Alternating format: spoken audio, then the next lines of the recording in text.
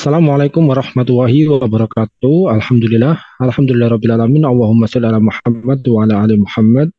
Pemirsa Khilafah News dimanapun Anda berada, salam jumpa kembali bersama dengan saya Aziz Rahman di program Kabar Petang, edisi Rabu 6 September 2023. Insya Allah beberapa menit ke depan kami akan menemani Anda mencermati dan menelaah berita paling menarik dan paling populer hari ini bersama narasumber yang kompeten di bidangnya dan tentunya dari sudut pandang Islam. Baiklah pemirsa, inilah kabar petang selengkapnya.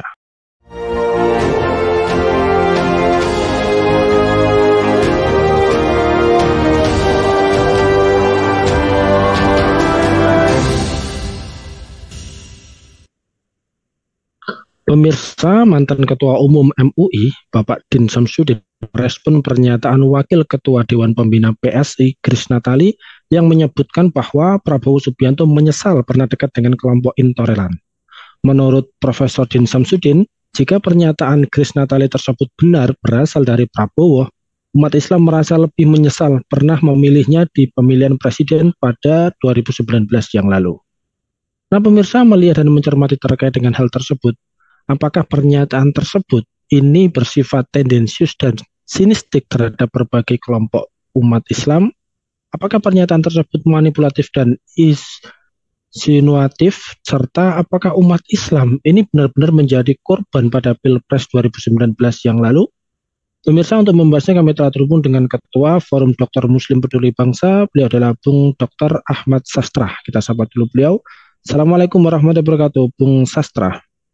Waalaikumsalam warahmatullahi wabarakatuh, Mas Aziz. Semoga sehat selalu. Amin ya rabbal alamin. Baik Bung, terkait dengan pemberitaan yang cukup viral ya, bahwa Wakil Dewan Pembina Partai Solidaritas Indonesia atau PSI, Grace Natali, ini mengungkapkan bahwa Prabowo Subianto ini menyesal sebab pernah dekat dengan kelompok intoleran. Penyesalan Prabowo Subianto pernah dekat dengan kelompok Islam ini terungkap berawal dari video yang diunggah di kanal YouTube Total Politik pada 13 Agustus 2023 yang lalu. Nah, Anda melihatnya seperti apa ini, Bung Sastra? Apakah pernyataan tersebut ini sangat tendensius? Serta kalau dikatakan menyesal, apakah benar Prabowo yang menyesal atau justru sebaliknya umat Islam yang lebih menyesal terhadap pilihan pada Pilpres yang lalu? Mohon tanggapannya, Bung Sastra. Baik, secara esensi saya bersepakat dengan apa yang disampaikan oleh Prof. Din Samsudin ya, bahwa kata-kata ini sangat tendensius. Tendensius itu artinya menyakitkan gitu ya. Dan ini kan menyentuh sesuatu yang sangat penting ya. Karena Islam itu kan justru toleran gitu. Umat Islam tuh justru toleran gitu kan. Nah, ketika istilah intoleran itu dikaitkan dengan ungkapan Prabowo ya, jika benar itu kan sebenarnya ada hubungannya di tahun 2019 ya, hasil Istimewa Ulama 2 itu umat Islam kemudian bersepakat untuk mengusung Prabowo Subianto sebagai calon presiden kan waktu itu kan ya, di pemilu 2019. Dan ini kan kesepakatan ulama waktu itu dengan semua pertimbangannya ya, dengan semua pertimbangan yang sudah dilakukan oleh mereka kan. Ini artinya apa? Ini artinya jika Grace Natali itu benar dalam arti Prabowo itu benar mengatakan seperti itu, ya berarti umat Islam harus menyatakan sikap bahwa umat Islam juga menyesal dong kalau begitu.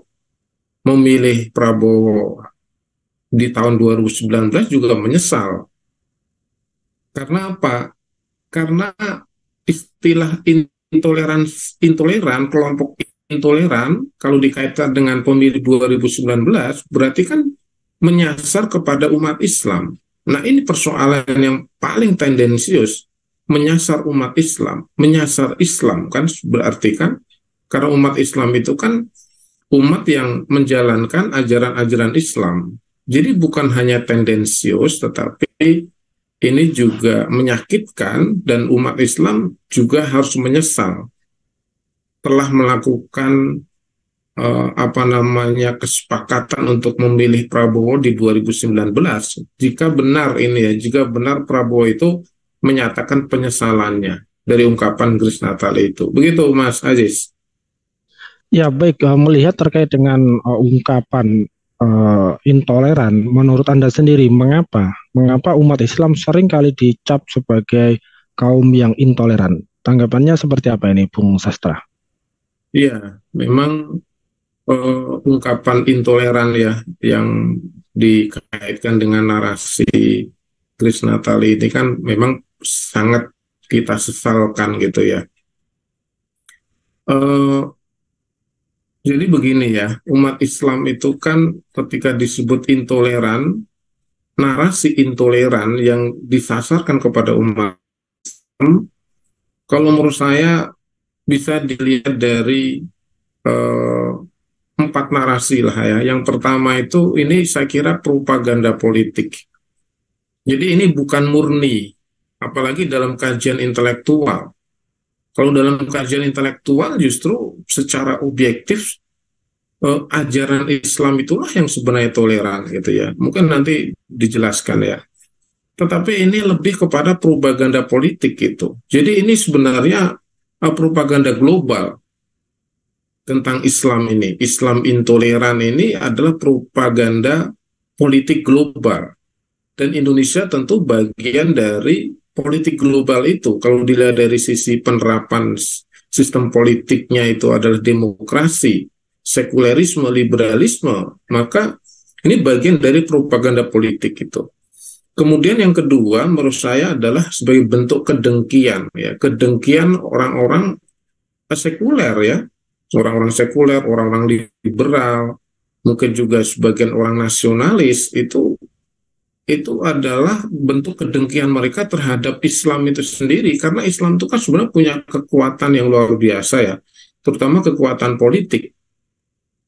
Pernah diungkapkan oleh Pak Natsir itu ya, bahwa jika umat Islam beribadah maka dibiarkan ya, jika umat Islam itu berekonomi itu akan diawasi, dan jika umat Islam berpolitik babat habis, kan gitu kan. Berarti kalau ungkapan Pak Natsir ini kan menunjukkan bahwa di sana ada propaganda politik, ada juga kedengkian. Bukan soal Islam itu benar dan atau bukan soal Islam itu benar, kan Islam itu udah pasti benar. Tapi ketika ada propaganda politik dan kedengkian, maka di situ ada semacam tuduhan, ya kan gitu. Nah, yang ketiga tentu ini berefek kepada pecah belah umat Islam. Kan sekarang sebenarnya sudah terjadi ya dengan ada toleran, intoleransi, kemudian moderasi agama, kemudian Islam liberal atau Islam radikal dan seterusnya. Ini narasi-narasi yang sebenarnya memecah belah umat Islam. Maka propaganda politik itu sebenarnya juga ada tujuannya. Salah satunya adalah memecah belah umat Islam itu. Dan yang terakhir saya kira ini sebuah fitnah keji ya, fitnah keji yang tidak sesuai dengan fakta. Sebab faktanya baik secara normatif ya, Islam itu justru agama yang toleran lah, katakan seperti itu kalau kita pakai bahasa toleransi begitu ya. Justru Islam itu secara normatif di dalam Quran sudah disebutkan tentang bagaimana sikap seorang Muslim atau sikap Islam terhadap keberagamaan agama, sosial dan budaya, kan begitu. Jadi ini tidak sesuai dengan fakta. Karena tidak sesuai dengan fakta, maka ini adalah fitnah, begitu Mas Aziz. Ya baik, sebagaimana yang sedikit Anda singgung tadi ya, bahwa secara normatif Islam itu mengajarkan terkait dengan toleran atau menghargai serta menghormati pemeluk agama yang lain. Nah, bisa dijelaskan Bung Sastra ini, bagaimana cara Islam di dalam mengajarkan dan memperagakan toleransi itu sendiri? Ya, kan di dalam Islam itu kan ada surat Al-Kafirun itu ya. Di ujungnya itu kan yang sedang disebutkan banyak orang itu kan tentang ayat lakum dinukum waliyadin itu ya. Lakum dinukum itu agamamu adalah agamamu. Agamaku adalah agamaku. Ini kan satu konsepsi toleransi yang paling sempurna kalau menurut saya. Kenapa paling sempurna? Karena kata-kata ini tidak ada di kitab-kitab agama yang lain yang secara jelas disebutkan di situ oleh Allah kan di dalam Quran itu kan. Yang kedua juga di dalam ideologi-ideologi yang lain itu juga tidak ada istilah yang jelas disebutkan seperti itu kan. Nah karena itu di dalam ayat ini ya, lakum dinukum waliyadin itu kan pertama Islam itu membiarkan. Jadi membiarkan keyakinan beragama umat yang lain gitu ya, dibiarkan. Dibiarkan tuh artinya tidak diganggu gitu maksudnya. Jadi membiarkan itu artinya tidak mengganggu. Kemudian Islam itu juga tidak ikut campur. Kalau bahasa beberapa waktu yang lalu itu tidak cawe-cawe gitu. Jadi Islam itu tidak cawe-cawe. Umat Islam tidak cawe-cawe dengan ajaran atau keyakinan non-Muslim gitu ya. Kemudian tetapi juga tidak membenarkan gitu. Karena kalau membenarkan itu nanti terjebak kepada pluralisme. Ya, liberalisme, pluralisme. Nah, Islam itu kan mengharamkan pluralisme. Sesuai dengan fatwa MUI itu ya, sekularisme, liberalisme, dan pluralisme itu kan haram hukumnya. Nah, pluralisme itu kan salah satunya itu kan membenarkan keyakinan ajaran lain, dan ini tidak ada di dalam Islam. Maka konsepsi toleransi di dalam Islam itu adalah membiarkan, tidak mengganggu, dan tidak cawe-cawe, tetapi tidak membenarkan. Nah, itu saya kira konsep yang paling adil ya, paling proporsional itu, Mas Aziz. Ya, baik, terakhir Bung Sastra. Lantas kemudian jika masih ada oknum-oknum yang mempersoalkan toleransi di dalam Islam, apakah ini juga bisa dikatakan bahwa sejujurnya mereka adalah orang-orang yang tidak toleran? Nah, menghadapi orang-orang seperti ini, umat Islam harus seperti apa ini, Bung Sastra, agar umat Islam juga bisa menunjukkan bahwa Islam ini memang benar-benar agama rahmatan lil alamin yang memberikan rahmat bagi manusia dan juga alam semesta. Ya, pertama tentu bagaimana apa ya, manusia atau masyarakat itu tidak salah paham. Itu kan yang pertama ya. Kalau supaya tidak salah paham, tentu harus diberikan pemahaman dan kesadaran ya berbasis dari normatif. Itu ya, sampaikan di dalam Islam itu ada dalil tentang toleransi, ada dalil tentang bagaimana mensikapi perbedaan ya di dalam Islam itu gitu ya. Nah, yang kedua adalah perspektif historis gitu. Disampaikan juga bahwa apa yang kemudian tertulis di dalam Al-Quran itu sudah diterapkan di dalam sejarah gitu kan. Maka representasi toleransi di dalam Islam ini ya telah diterapkan oleh Rasulullah Muhammad SAW di dalam daulah Islam ya, daulah Madinah. Jadi memang akan sempurna yang namanya penerapan toleransi itu oleh daulah Islam, dan daulah Islam sudah diterapkan oleh Rasulullah SAW. Maka negara Madinah saat itu yang dipimpin oleh Rasulullah yang pertama itu tidak ikut campur soal keyakinan agama. Nah, waktu itu banyak agama, ada Yahudi, ada Nasrani, ada Majusi. Di Madinah itu ada beragam, pluralitas kalau kita sebut. Bukan pluralisme, tidak benar juga kalau kemudian Rasulullah itu disebut menyetujui pluralisme, tidak betul. Yang betul adalah ada pluralitas di sana. Di negara Madinah itu ada keragaman agama. Itu benar, faktanya memang seperti itu, dan Rasulullah membiarkan, tidak mengganggu.